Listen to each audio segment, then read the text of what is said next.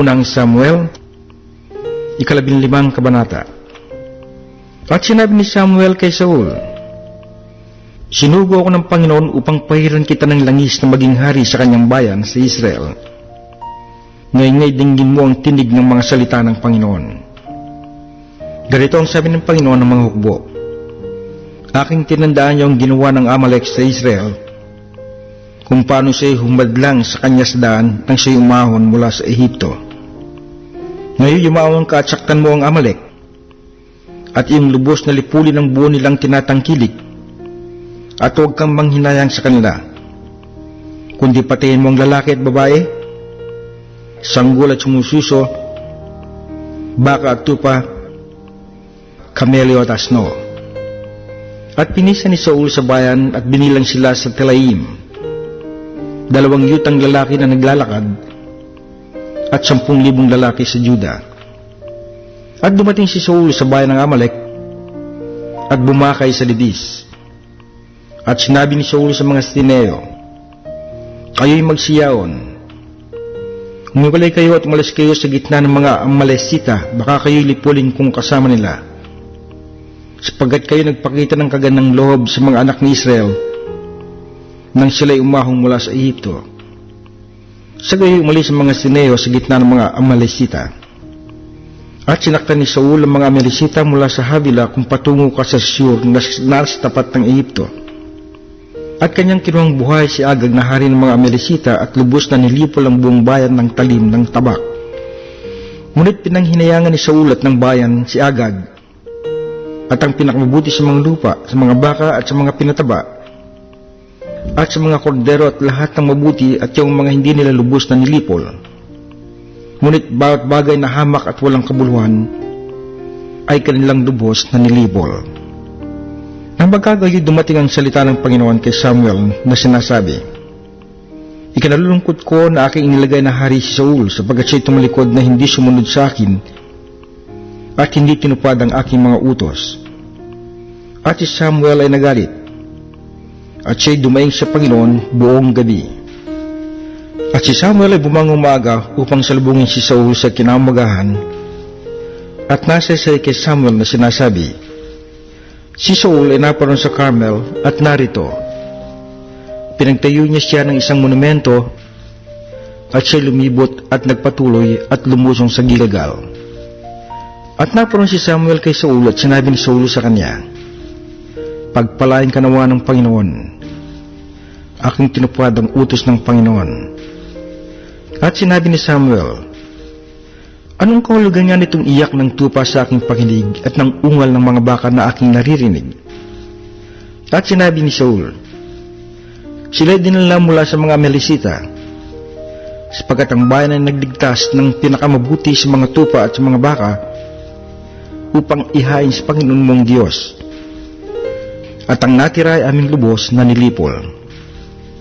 Nang magkagayoy sinabi ni Samuel kay Saul, "Tumigil ka at aking sasaysayin sa iyo kung ano ang sinabi ng Panginoon sa akin ng gabing ito." At sinabi niya sa kanya, "Sabihin mo." At sinabi ni Samuel, "Bagaman ikaw ay maliit sa iyong sariling paningin, hindi ka ba ginawang pangulo sa mga lipi ng Israel? At pinahiran ka ng langis ng Panginoon maging hari sa Israel. At sinugo ka ng Panginoon sa isang paglalakbay at sinabi, ikaw ay umahon, at yung lubos na lipulin ng mga makasalanang Amalesita at labanan mo sila hanggang sa sila ay malipol. Bakit nga hindi mo sinunod ang tinig ng Panginoon? Kundi ikaw ay dumalawang sa pananamsam at ikaw ay gumawa ng masama sa paningin ng Panginoon." At sinabi ni Saul kay Samuel, "Oo, aking sinunod ang tinig ng Panginoon at ako'y umahon sa daan na pinagsuguan sa akin ng Panginoon, at aking dinala si Agag na hari ng Amalek, at aking lubos na nilipol ang mga Amalesita. Ngunit ang bayan ay kumuha sa samsam ng mga tupa at mga baka, ng pinakamabuti sa mga itinalagang bagay upang ihain sa Panginoon mong Diyos sa Gilgal." At sinabi ni Samuel, "Nagdataglay kaya ang Panginoon ng napakadakilang pagkatuwa sa mga handog na susunugin at sa mga hain na gaya sa pagsunog ng tinig ng Panginoon? Narito, ang pagsunod ay maigi kaysa hain, at ang pagdinig kaysa sa taba ng mga tupang lalaki. Sapagkat ang panghimagsik ay gaya ng kasalanan ng panghuhula, at ang katigasan ng ulo ay gaya ng pagsamba sa mga Diyos-Diyosan at sa mga tera. Sapagkat dahil sa iyong tinakwil ang salita ng Panginoon, ay kanya namang tinakwil ka upang huwag ka nang maging hari. At sinabi ni Saul kay Samuel, ako'y nagkasala, sapagkat ako'y sumalangsang sa utos ng Panginoon at sa iyong mga salita. Sapagkat ako'y natakot sa bayan, at sumunod sa kanilang tinig. Ngayon nga'y sinasamo ko sa iyo. Ipatawad mo ang aking kasalanan at bumalik ka uli na kasama ko upang ako'y sumamba sa Panginoon. At sinabi ni Samuel kay Saul, hindi ako babalik na kasama mo sapagkat iyong tinakwil ang salita ng Panginoon at tinakwil ka ng Panginoon upang huwag ka nang maging hari sa Israel. At nang pumihit si Samuel upang yumaon, siya'y pumigit sa laylayan ng kanyang balabal at nahapak. At sinabi ni Samuel sa kanya, hinapak sa iyo ng Panginoon ang kaharian ng Israel sa araw na ito at ibinigay sa iyong kapwa na maigi kaysa iyo. At ang lakas ng Israel naman ay hindi mabubulaan o magsisisi man, sapagkat siya ay hindi isang tao na magsisisi. Nang magkagayoy kanyang sinabi, ako'y nagkasala, gayun may parangalan mo ako ngayon. Sinasamo ko sa iyo sa harap ng mga matanda ng aking bayan at sa harap ng Israel. At bumalik uli na kasama ko upang aking sambahin ng Panginoon mong Diyos.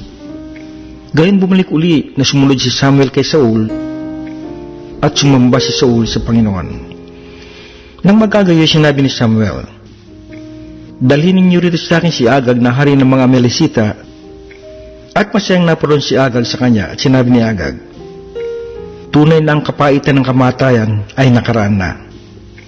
At sinabi ni Samuel, kung paanong niwalan ng anak ng iyong tabak ang mga babae, ay magiging gayon ang iyong ina na mawawalan ng anak sa gitna ng mga babae. At pinagputol-putol ni Samuel si Agag sa harap ng Panginoon sa Gilgal. Nang magkagayon naparoon si Samuel sa Rama at si Saul ay sumampa sa kanyang bahay sa gabaan ni Saul. At si Samuel ay hindi na bumalik na napakitang muli kay Saul hanggang sa araw ng kanyang kamatayan, sapagkat tinangisan ni Samuel si Saul, at ang Panginoon ay nagdamdam na kanyang naggawang hari si Saul sa Israel.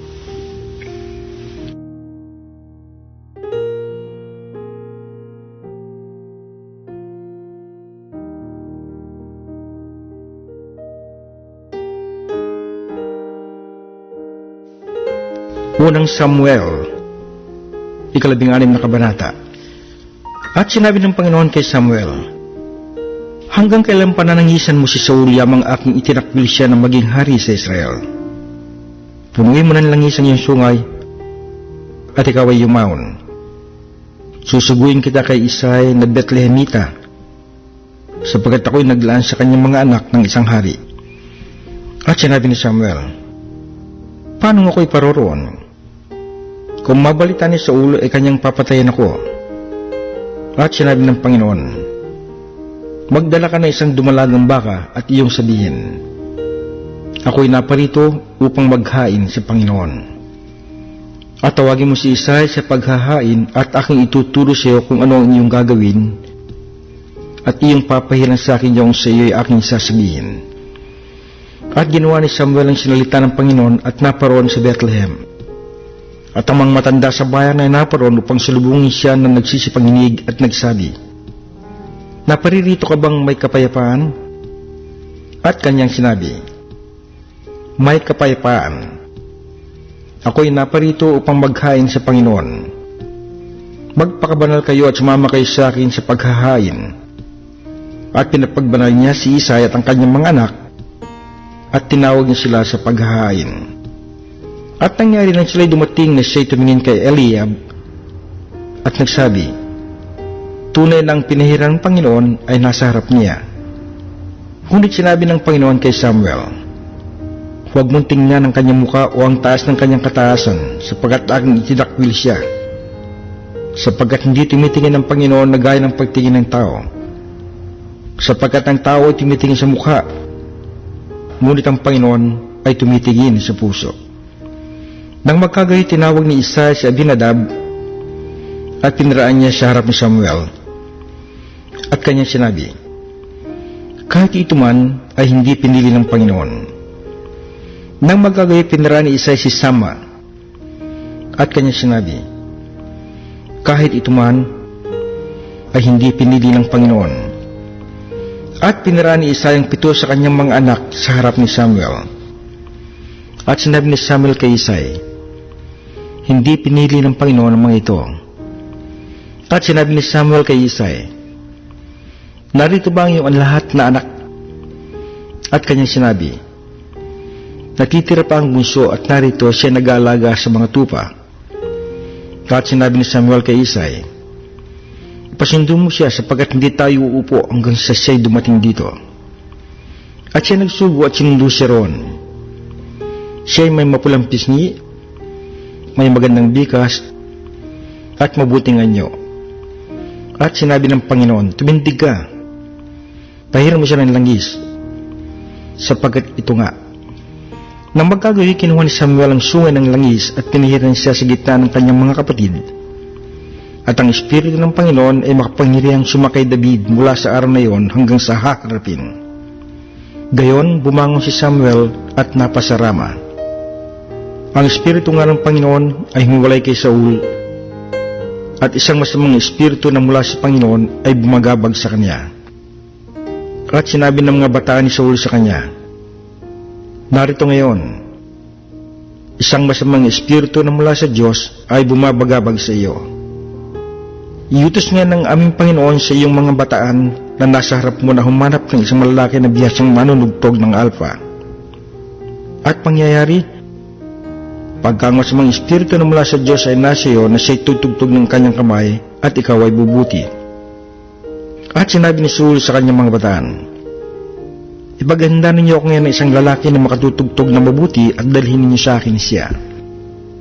Nang magkagayoy, sumagot ang isa sa mga bataan at nagsabi, narito, aking nakita ang isang anak ni Isaiah na Bethlehemita na bihasa sa panunugtog at makapangyarihang lalaki na may tapang at lalaking mandidigma at matalino sa pananalita at makisig na lalaki at ang Panginoon ay sumakan niya. Kaya nagsugo si Saul ng mga sugo kay Isaiah at sinabi, suguin mo sa akin si David na iyong anak na nasa kawan ng mga tupa. At kumuha si Isaiah ng isang asno na may pasang tinapay at isang balat ng alak at isang anak ng kambing at ipinadala kay Saul sa pamamagitan ni David na kanyang anak. At dumating si David kay Saul at tumayo sa harap niya at minahan niya siyang mainam at siya naging tagadala ng sandata niya. At nagpasabi si Saul kay Isaiah, sinasamo ko siya na bayaang tumayo si David sa harapan ko sapagkat siya nakasumpong ng biyaya sa aking paningin. At nangyari, pagka ang masamang Espiritu na mula sa Diyos ay sumasa kay Saul, ay kinukuha ni David ang alpa at tinutugtog ng kanyang kamay.